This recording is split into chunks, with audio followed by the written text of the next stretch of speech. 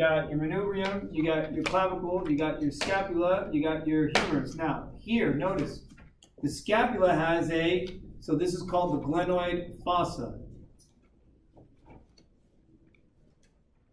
And that's the acromion process. Chromial process, doesn't matter. Chromial process. So that would be this would be your clavicle. This would be your manubrium. And then that would be the head. That would be the head of your humerus. Okay? Yeah. Now notice that the glenoid fossa is a shallow ball and socket. Does everyone agree? It's a shallow ball and socket. So watch now. Why can I only do this? Like maybe up to 90, right? Everyone agree? But I can do, this would be 90. This would be close to 180, wouldn't it? Everybody see me? Yeah. This is almost 180. I can't do 180 with my leg, right? I can't bring it. You got me bad? I can't do that. Why? Because the deep socket restricts. Because the deep socket restricts. So it's because it hits that little V. Yeah, it hits that upper lip right there. It hits that upper lip and it's limited. So the arm is shallow for this purpose, so that you can have more range of motion for the purpose of manipulating our environment, versus a more limited range of motion in the lower legs, which are responsible for what? Locomotion, bipedal walking, right? That's what the lower extremities are designed for. Upper extremities are designed for us to hang from limbs above. What's up with the people that are able to hold their hands and put it on? This is double jointedness again. Sorry? It's double jointedness. But how does that work if I were to physically? Because you get subluxation of genetically, their ligaments are weak. Right. And that's what allows their joints to bend more so than others. Literally stretching. Their ligaments just stretch beyond what they're supposed to. But then what happens is they stretch more, but they don't repair the same. Right. So if you double jointed and you continue to do double jointed exercises, like you keep stretching those joints out, you can stretch them out, and then as you get older, yeah, good luck with that. You're in the same boat as me. Yeah, because you just abused them. You see them. You got some of these Chinese acrobats actually. The contortionists, these female Chinese acrobats, they can literally I don't know how the hell they do it. I don't know how they do this stuff. I'm like, that's not normal. This is not normal. They gotta roll themselves backwards. That can't be good. Over time, I can tell you that every time look, all right, I trained for the pole vault. It took me 1 week to figure out how to clear 13 feet in the pole vault. 1 week.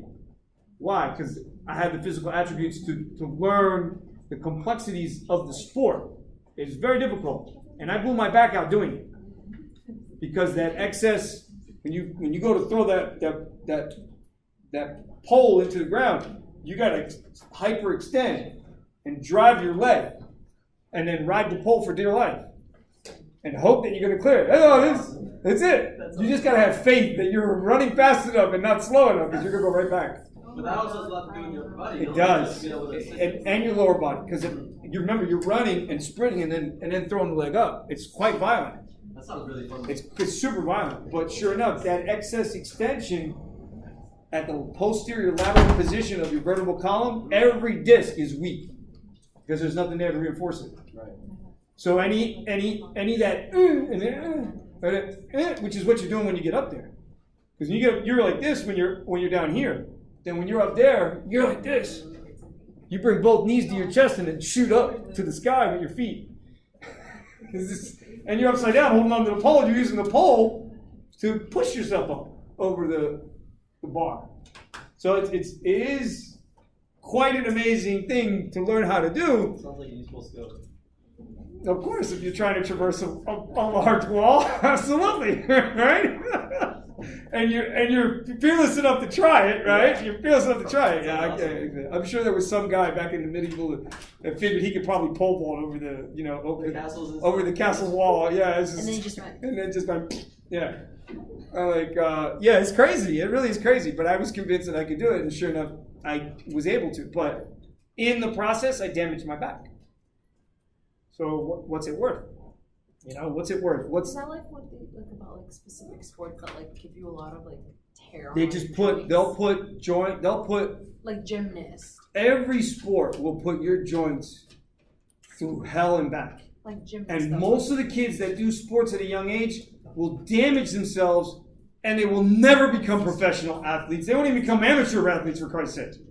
Right? They're like less than amateur athletes. And that's the majority of people who play sports. That's why, honestly, like, kids should not play sports until what? I would say Until they're in college. Yeah, 21. See, she should be doing calisthenics, man. Running around, jumping, and jumping jacks, and your own body weight, stuff like that. Push-ups, sit-ups, hanging upside down and being able to do sit-ups upside down, doing pull-ups and things like that. If you go to college and you're that well versed with regular calisthenics, then you could go into any sport in college and succeed. But at least you're giving your body enough time for all the ligaments to mature to their maximum strength before you go out there and rip them off. What about swimming? Wow. Swimming's probably one of the best. My You said friend- wow? Who said wow? Oh no. I was my Is it- friend. Wait, hold on. Because I thought it was good for you to play sports. It is, but what happens is, Like again, intense. as kids, we don't know our limitations. So this is where it's really important to have good coaches, right? And professors that are involved in teaching these kids how to take care of themselves and make sure that they don't take it too far. I was one of those extreme kids, just take it too far. Yes.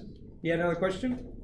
So there is benefit to exercise regularly. It improves your immune system, it improves your cardiovascular system, it'll lower your heart rate and improve blood flow, and that benefits you being able to fight off infection and stay healthy longer. I agree. But on the other side, so not doing enough exercise and then doing too much, you can do more damage to the body by doing way too much. So there is a happy medium, right? And some people, they're OCD. They get in it, and then they can't let it go. It's like a dog with a bone. They just can't let it go. They get so into it. I was like that. When I went to gyms, I'd be there for like 4 or 5 hours. That's how in 1 year I was able to go from 110 to 135 at 7% body fat and put 25% of body pure muscle on my body, and be able to do all the things I was doing. So. So. Have a hip replacement. Why is it like intense, like in the surgery, like those surgeons have to be completely covered in like those specific Because I'm exposing connective tissue, blood vessel, everything. Yeah. I'm exposing your entire body to the outside world. The most intimate. The most intimate would really be the abdominal organs. Yeah. But the moment that you got to go in there and replace the hip, you trust me. Go ahead. You can look it up online, YouTube. Look up hip replacement. And I've seen It is quite gross. So if you're not used to it, just be careful that you don't eat beforehand. Like, you have to walk like the next day too. They cut the bones. They cut the bones with regular tools. Out of everything you've seen, you think that's gross? Yeah. Yeah. Because you got chisels and you got yeah. And there's like bone fragments flying everywhere and bone marrow and people got shields on and yeah, it's no joke. It's no joke. And then you should see how they physically violently put and the hip back together. It's really hard to break too, right? Like Right? you have to pound it. Don't you have to like continuously like keep hitting it because it's so hard to break? The knee is quite violent too. It's violent. Like it's quite violent the way they got to put it back together. So I was going to be a candidate. So I want to be the first. I'm already the first bionic man. Just so you guys know, I have a central nerve stim installed in my spine. It has 3 wires that are sitting on top of my spinal cord. They help in aiding and blocking pain when I need to. I can turn it on. It feels like a massage. And what it does is it changes my perception of pain from my lower back when it really hurts. So what happens is I'm soon to get my knees replaced. I wanted to get the vertebra replaced, the discs. Well, the way that they do that is extremely violent, but they only do one level because they have to go in, they have to remove the old disc. Then they have to shave off a little bit of the vertebra, top and bottom, put the 2 metal plates in, quite violent, by the way. Then they got to put a ball in there. And to do that, they got 2, if any of you have ever done, okay. I'm an ASE certified mechanic in brakes and suspension systems, ladies and gentlemen, right? I am a backyard mechanic. I do have many tools, right? I have torches and I have all kinds of stuff. So, there's a thing called a fork that we use to separate either arm or steering components from the frame, or from steering components from each other. because they're under a lot of pressure when we tighten everything down. So when we go to take them apart and replace them, you have to use this special tool. It's called a fork. And it looks like a fork that you would eat, but it's really thick. It's really big. It's heavy duty. And you take it and you hit it and you hit it and you hit it until it wedges itself between the piece that you want to separate from the piece that it's connected to. Well, sure enough, they get two of those same, but stainless steel. They put one on each side. And they got the ball in the middle, and then they got the two, and they got the ball in the middle, and they're banging the ball in. This is somebody's spine that they're doing this to. Do you understand me? Yes. This is like, yeah. So, you better make sure you're in a sterile environment when you get that done. Yeah, my friend's sister at 15 got hers replaced. Yeah. Full hip replacement. Yeah, that's a whole other issue. She's a gymnast. That's a full whole hip other issue. replacement. There you go. See? And she like hates life now. That's why 15 years of age, and I can tell you, show me a gymnast. Show me any gymnast in the world who's tall. Can't. If they're taller than normal, then you know why? It's because they started late. The ones that start early, they're the shorter ones. All right? Why? Because they're putting their bones through excess forces that are stimulating their bones to mature sooner than later. So that epiphyseal plate becomes an epiphyseal line sooner because you're putting your bones through too much force. You're creating constant microfractures and allowing the bones to heal, and that's going to turn the bone into bone. It's going to make the bone even harder in the process. I mean, I guess, hey, man, a gymnast for a wife would be great because she's got good bone density. Sure enough, guess what? She can have 3 or 4 kids, she's still at risk for osteoporosis. Doesn't matter. The kids are still going to steal away all the calcium that they need. Not going to ask for it. They're going to take it. All right? Just like that pre-programmed parasite. Right? That's the idea. Succubus. Suck the soul right out of you. They right? have those like liquids that you can drink to like strengthen your bone density. Is that does that really help? No, liquid. Listen, no matter how much you consume, if you're not actually doing some form of exercise that would increase the bone density, then guess what? It's coming out in poop. Coming out in poop. But It's now just a what waste if, of like, money. you fractured like one of your like better- carpsals on your foot. Then you How can start can with you simple. like re-strengthen that? You start simple therapies by flexing the foot and extending the foot. Simple therapies that would cause the bone to then. I mean, first you got to let it heal. Then Yeah. once it heals, then you got to try to get that It range never of really motion back. heals though fully when you fracture. Bone? Like, Yeah. like the little carpsals on the end. Like I fractured. No, bones will heal. They will heal. What they'll create is a bone callus, and it won't break there again. And you can feel it. No, it won't never break again there. No, it will never break again there. Not the bone callus. It's quite amazing. The bone callus is quite hard. He thought I was joking, right? Yeah. It's quite gross. It's grosser than drilling a hole in the skull. Really? It is. Drilling a hole in the skull the skull is very thin. Why? Is it because of all the fat? It's just there's just fat and blood and there's stuff just flying everywhere. You see the chiseling and there's just dust flying everywhere and it's just that's why they got shields on. They take the shield off, it's all splattered, it's got blood particulate and bone part. And guys, there's nothing more disgusting than the smell of a saw on bone. Really? I can tell you. Have you ever been to the dentist? Yeah. No. I don't remember. Or It's been a while. that's horrible. It is. So when the dentist goes to drill your teeth, and he has to drill real deep, Right. and that smell, that's what bone smells like when you put a salt in it. When you go to cut it, it's got a really distinct smell to it. It smells like you're drilling through somebody's teeth. So it smells like it's. Yeah. Now, don't get me wrong, I don't get grossed out by none of this stuff, but again, it's pretty gross. No, this is fairly gross. It's really gross. I have a pretty strong stomach. I think It's really gross. Now, the grossest thing. Oh, tell me. The grossest thing in gross anatomy is when you pull the GI out, right? And if you don't tie it properly, then all the fecal material would just drip right out, Yeah. and it's kind of like greeny, and yeah, so it's quite gross. It's That quite sounds gross. pretty gross. It's quite I don't think I wanna gross. look So you gotta make sure you tie everything out before you pull the entrails out of the human, right? You guys are all kind of grossed out by this whole idea. All right, so let's get back to this. Let's get back to this now. Yeah, please. All right. So in the humerus, guys, the glenohumeral joint, that's what they call it. The glenohumeral joint. Make sure that you understand this. Why? Because it's the glenoid fossa of the scapula that's associating with the head of the humerus. So they call it the glenohumeral joint. Everybody follow? Now that's a shallow joint. And we need it to be shallow so we can have range of motion. However, we also need it to be deep. Deep enough so that the joint doesn't fall apart. Does everyone understand? Because look, if I were to leave the joint just like that, can everybody see that gravity would pull it? As gravity pulled it down, then my joint is not going to work over time. So what are we going to do? We're going to put a connective tissue labrum. They call it the labrum. And what that labrum will do, guys, see how it makes it deeper? It makes the joints deeper. And it prevents the head of the humerus from shifting out of the glenoid cavity. That's going to help reinforce the joint. It's still a joint. I didn't draw the joint. I assume you already understand. It's a joint.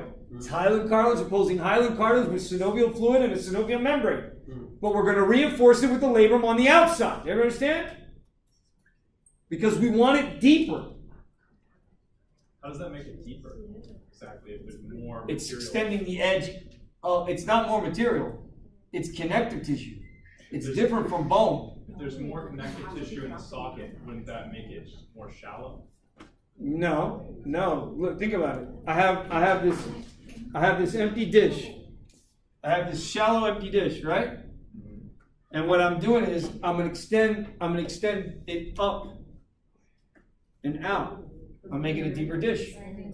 You get me? So it's not directly in the socket, it's kind of on the outside. The labrum is a connective tissue. It's not bone. It's not like hip. Hip, the whole thing is a bone. The whole thing is a bone. It's a deep bowl. In the scapula, it's not even a bowl. It's a shallow dish. But we're going to make it into a shallow bowl, right? Because we need it so that the head of the humerus doesn't fall out of it. So we'll grow it out just enough to prevent the head of the humerus from falling out. And then what are we going to do? Reinforce it with ligament. Does that make sense, guys? Of course it does. See? So we're going to reinforce it with ligament. Sure enough, there's muscles and tendons. You're going to learn. There's 4 muscles to the rotator cuff. On the anterior surface of the scapula, where the rib cage would be. So this is where the rib cage would be, guys. Everybody look up here. The rib cage would be sitting right in front of the scapula. Does everyone agree? If I remove the rib cage, I have the anterior surface of my scapula. There is a subscapular fossa. In that fossa just means a shallow impression of bone. A shallow impression within bone. In there is a muscle called the subscapularis. That subscapularis will come from here and it'll insert its tendon and reinforce this joint anteriorly. Ready to follow? We'll get to that when we get to muscle. We're not there yet. I'm just throwing it out there for you so you can understand that tendons are going to reinforce tendons are going to reinforce joints. Tendons are coming from muscle. So we can use ligament to reinforce the joint. We can use tendon to reinforce the joint. You got me, guys? And that's what's going to happen. So these 4 muscles, there's 1 on the anterior side and 3 on the posterior side. And so the posterior aspect of the scapula, remember I was telling you that this acromion process has a spine? So if I look at the back side of the scapula, I have a supraspinous fossa and an infraspinous fossa. Sure enough, in the supraspinous fossa, I'm going to find a supraspinatus muscle.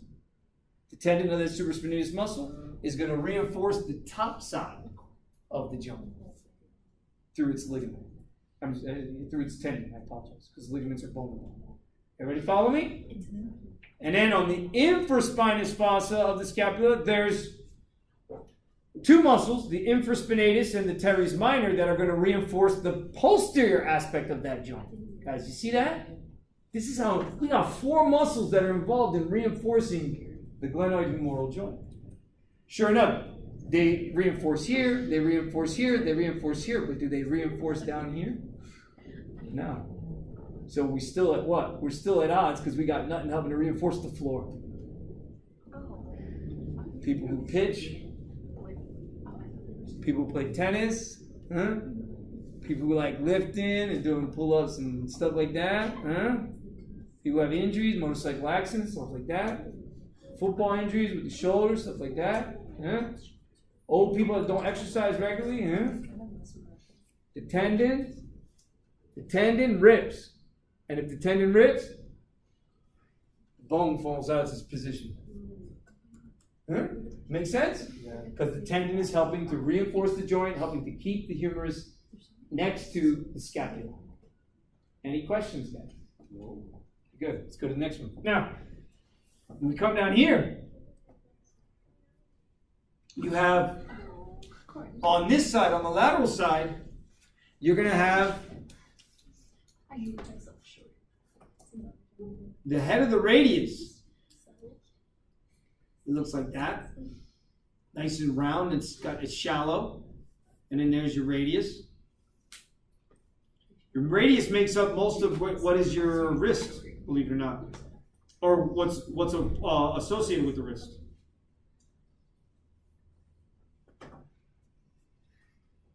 Okay. And then over here on this side, so this is nice and round. This is nice and round. This guy here, there's a V here.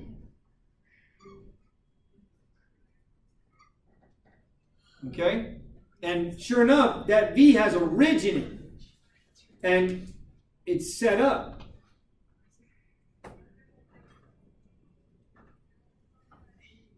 With the ulna. So the ulna has this little styloid process at the end. Comes down, then it goes out to this little styloid process. And so those are your carpals. There's your radius, or radial bone. There's your ulna, always medial. There's your humerus. Now, guys, greater lesser tubercle versus greater trochanter of the femur. On the back side is the lesser trochanter. So it's another way how you can tell femur from, it's got the neck, and it's got this big old, it's got the biggest bulge you'll ever see on any long bone that has a long neck to it. That's called the greater trochanter. And on the posterior side is the lesser trochanter. Those are going to be where muscles are going to attach. Okay? So muscles that attach to from here to here, they're going to allow us to do this. Muscles that attach from here to here, they're going to allow us to do this. Everybody see that? See this? That's called external rotation. See that? See how I just rotated my whole leg outward? Have my foot pointed now at 90 degrees out? That's called external rotation. That's called internal rotation. Everybody see? Internal rotation. External rotation. We can do the same thing. Now be careful. Be careful. This is supination, pronation. Don't confuse supination and pronation with medial rotation and lateral rotation, or internal rotation and external rotation. You got to look up here at the head of the humerus. So this is a ball and socket joint. So we can do flexion, right? I'm sorry, extension, flexion, right? Sorry, that's not flexion. This is abduction, sorry. So that away from the midline, this is, so here, abduction, adduction.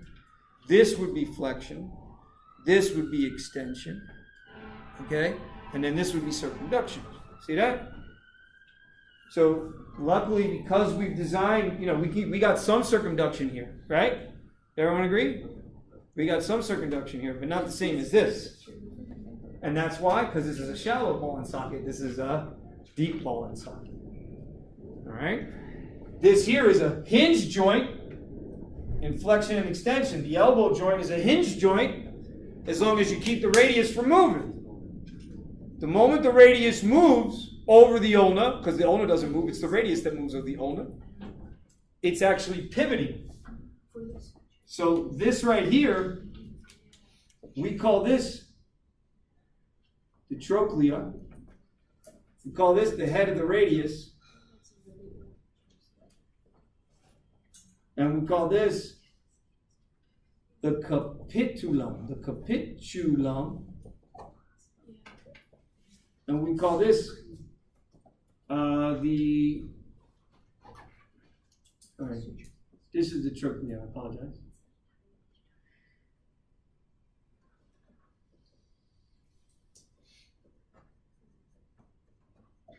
This is the trochlea. And that right there, that notches it together, that's called the trochlear notch. You know? And so the radius, see how it spins? See how it spins like this? Like that? And sure enough, there's a little process on the bone. There's a couple processes actually. So one of them is right here. And they call that the radial tuberosity. And sure enough, there's a muscle that goes from here to here that attaches to that. And when it contracts, it's going to pull the radius over the ulna and put it into what? Pronation. See? So what do you think they're going to call that muscle? Pronator. Teres. See how easy that is, guys? Pronator teres. Let's not make it complicated. Let's call it for what it is. It's the muscle that is actually here that's pulling on the radius over the ulna and causing pronation. So let's call it what it is. Pronator teres. Why? Oh, because there's another one that's right in between the two bones. It's called the pronator quadratus. And the two together are going to aid in pronation. Does that make sense, guys? It does. But again, we're not there yet. We're not there yet. We don't get the muscle soon enough. Gotta learn the bone first. So everything, guys, that radial tuberosity is important, isn't it? If you want to pronate, you better have that radial tuberosity there for the pronator to pull on. Everybody follow? And you can feel it. You can feel it. All right? You feel it on you. If you have deep enough fingers. It's not hard. You just got to know where to target. Sure enough, that's a nice spot. Right? Just above that. Right there? Just above that. There's nerve right there. So if I strike right there, I cause inflammation, right? And I'll numb the whole right side of your arm, the lower arm. Just by getting you right there. Right Forever? there. No, just for a period of time. Yeah, just make you think twice about picking your arm up and trying to hit me. Right? Because there's a nerve, guys, right there, superficial. It comes right over the top of the joint. Right? And that's the idea, is to know the weaknesses of the human body in case you need to, defend yourself. Right? Get yourself a bat and just start hitting soft points. Have like a little foldable bat. And Whack, just, like, whack, hold it up. whack. Hey, you're done in 3 seconds flat. The guy's in so much pain, he's not going to mess with you no more. Or a girl, for that matter. I don't know, whatever. So, Well, the girl just stopped. I don't know. Some girls need to get it. I guess, some people just need to get the crap beat out of them every once in a while. Right? So they don't want to beat the crap out of anybody else. So, all right, so carpal bones, guys, are going to be the wrist bones. Notice that the radius is really the radius really is. Let's be honest. I drew these carpals all wrong. The radius really is associating with carpal bones, and the styloid process of the ulna is like loosely associated. Everybody see that? Now, why? Check it out. Luckily, because the styloid process, here's the styloid process of the ulna. Because it's, now everybody feel that gap. You ever feel that gap? Yep. There's a gap there. Yep. Now do like this. Everybody see that? Your ability to do this is because of that gap. Oh, because of that gap. Ah. I feel it. So now do this. See how you're limited this way? You're limited this way. You got more motion this way than you do that way. I See? don't like that you pointed that out to me. You don't like the fact that you knowing that you have limited range of motion and you just can't.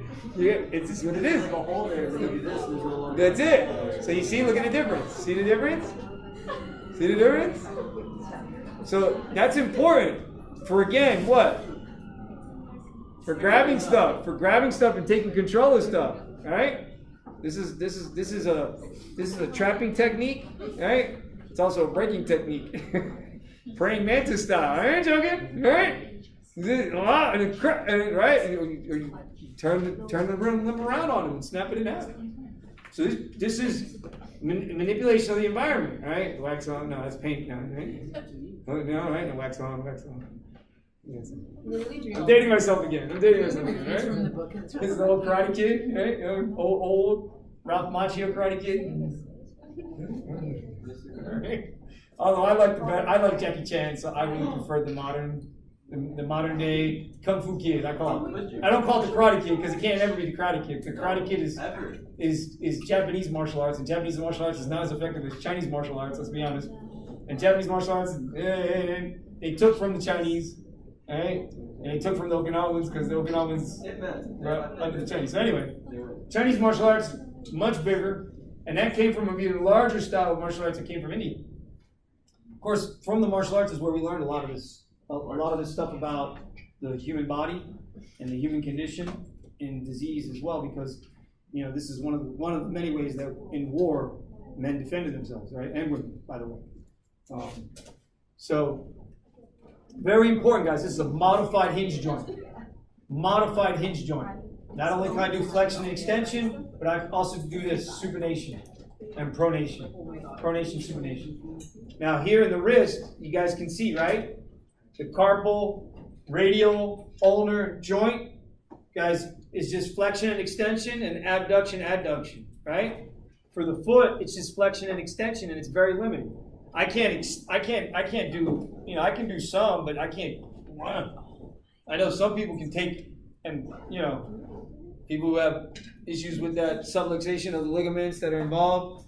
Some of them can get their feet to extend straight out from their leg in a straight line. Can anybody do that? You can do that? Can I see? Can you do me?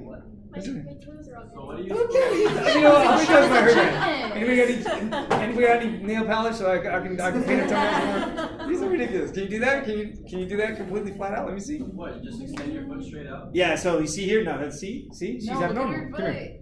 She's abnormal. See, she can do that. That's abnormal. Now notice how it hurts. See that? That's abnormal. Now she used to be a gymnast. That's fine. So again, you got to be careful, right? Ballerinas do that too, and then they stand on their toes. That's no good. No, when they stand on their legs. Or you see those ballerinas when they get older, boy, some funny looking feet. Oh my God. Ladies need some special shoes with all that stretching and all the little bunions and the corns and all the other stuff. Oh, and ladies, man, stay away from those high heels. Stay away from high heels. You guys should be wearing the Vans with the athletic support in there, right? Instead of the regular high heels, because high heels are not good for you. High heels will cause damage to the foot and will change the ball of your foot. It'll spread out the foot. It'll make your foot wider.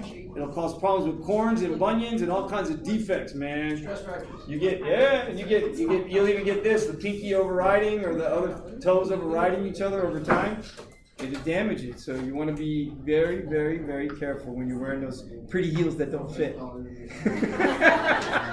Hey man, trust me, I had a mom, right, who was super fashionable, and my mom would always wear shoes that didn't fit her. I'm like, Mom, what are you doing? Oh, jacked up feet. Boy. She got lucky. She's always worried about her feet, so she's learned over the years to stop wearing them. My feet don't like high heels, so I can't. Yeah, it's just my mom's gotten really smart. She avoids a lot of the heels, but she, of course, she's still stylish. They make ones that are like for good support, where like Yeah. it's a big chunk Yes. on the back and Yeah, the but front. still, the shifting of the weight over the ball of the foot is